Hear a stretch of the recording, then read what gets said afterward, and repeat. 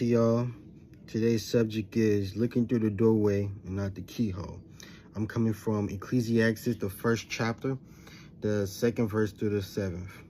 Meaningless. Everything is meaningless, says the teacher. Everything is completely meaningless. Nothing has meaning.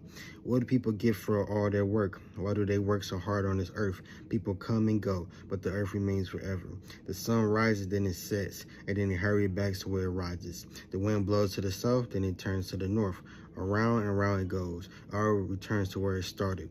Every stream flows into the ocean, but the ocean never gets full. The stream returns to the places where they came from.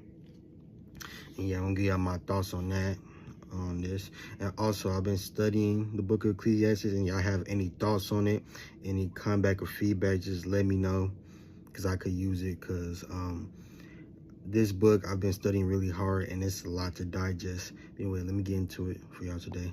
When you're reading the Bible, it's essential to read it in the different versions they have. Because in the King James Version, meaningless, that we read in NIV version, in King James Version, it says the word vanity. And vanity translates to the Hebrew word hevel, which translates to our word water vapor or breath.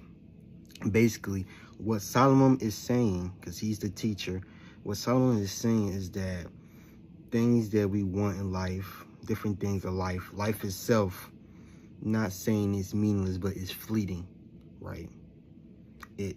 Our life is like a vapor. It's there 1 minute, the next minute it's gone.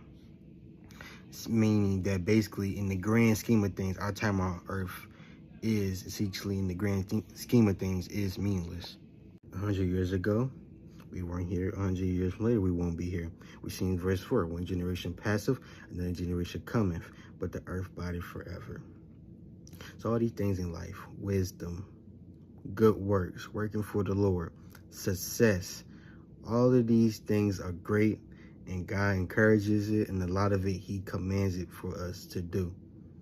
And because he commands it, and because these are good things, they are important, and these are things we should do. But things are like that are just a portion of what life is.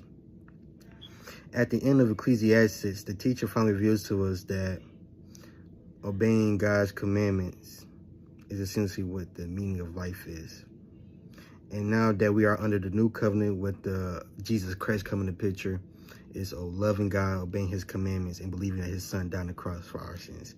Anyway, y'all have a great day. Peace.